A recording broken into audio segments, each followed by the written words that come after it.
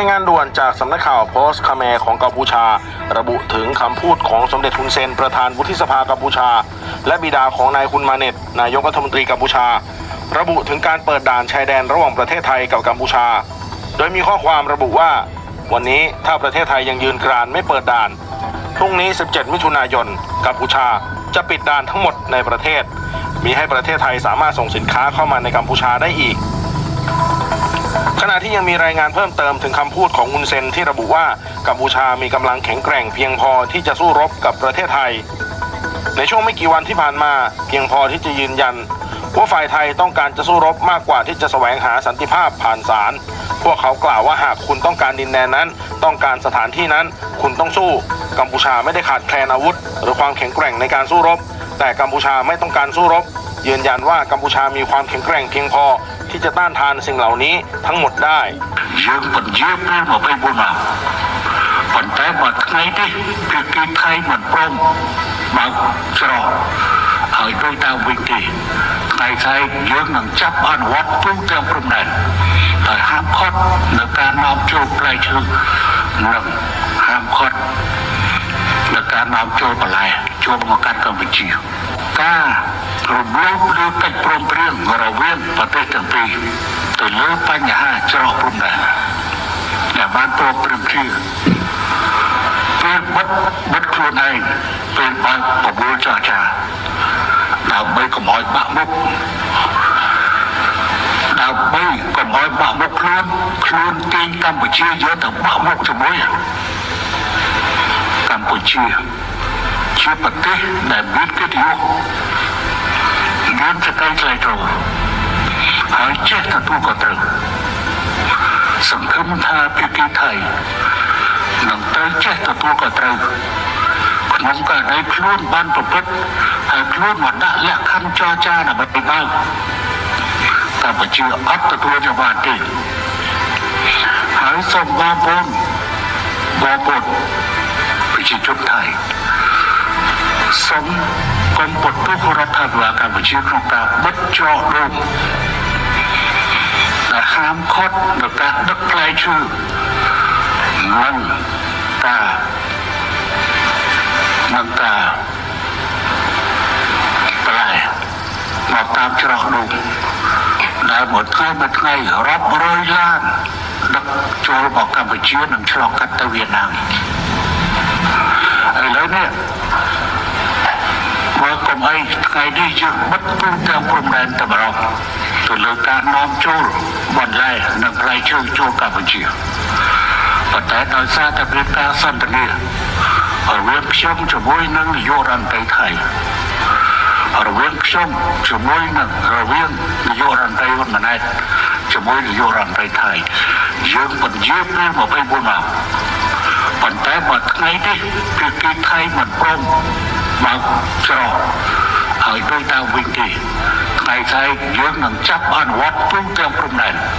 ហើយហាមឃាត់នៅការនាំចូលផ្លែឈើនិងហាមឃាត់នៅការនាំចូលបន្លែចូលមកកាន់កម្ពុជាពេលនេះកម្ពុជាអត់មានទៅការនាំស្អីទេហើយ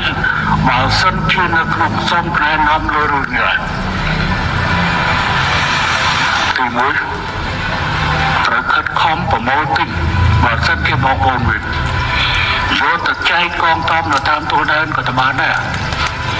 ទៅអ្នកដែលមានចិត្តធម៌សប្បុរសធម៌ទៅទិញបន្លែផ្លែឈើរបស់បងប្អូនយើងយកទៅចែកជូនកងទ័ពទទួលទានទៅ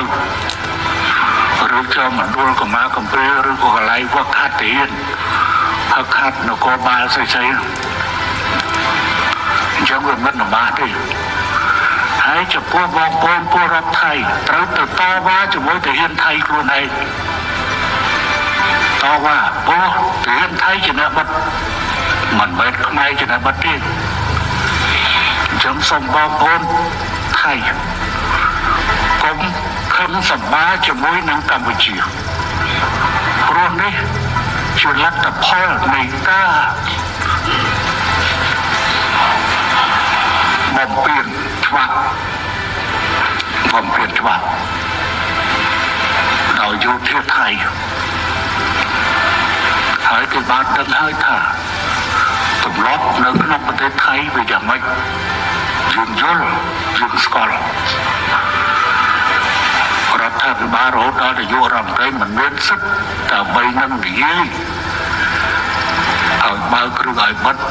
ហើយនៅទីនេះមានតែនាយករដ្ឋមន្ត្រីទេហើយជាតួអង្គតែមួយពីលើដល់ក្រោមរាប់ទាំងតួអង្គសភាព្រឹទ្ធសភាដែលជាតួអង្គនីតិបញ្ញត្តិ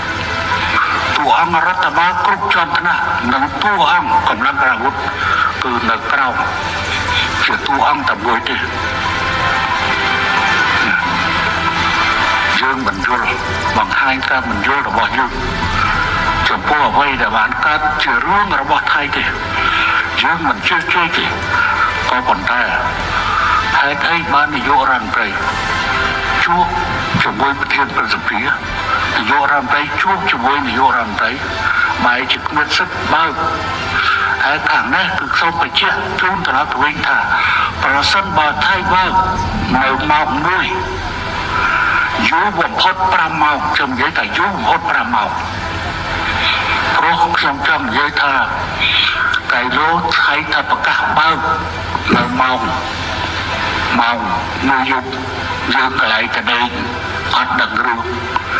ចាំបានខ្ញុំនិយាយថាយូរបំផុត5ម៉ោងប៉ុន្តែបើសិនជាពេលថ្ងៃវិញ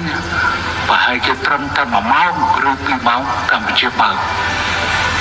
ធម្មតាដូចជាវាងាយណាស់នៅពេលដែលខ្លួនចេញបញ្ជាមកបិទជាឯកតោភាគីគ្រាន់តែដកអាប័ណ្ណបញ្ជានឹងវិញទៅវាជាប់បាត់ទៅហើយគ្មានចាំបាច់ត្រូវការចរចាមិនต้องវែងឆ្នាំវែងទេต้องវែងឆ្នាំវែងទេដូច្នេះកម្ពុជាមិនយកកិត្តិយសរបស់ខ្លួនទៅលោកឡំជាមួយនឹងអារឿងបញ្ហាកំហុសរបស់អ្នកដទៃអ្នកឯងចងគឺអ្នកឯងត្រូវស្រាយកម្ពុជាគ្មានចំណែកដើម្បីទៅជួយស្រាយរឿងនេះទេ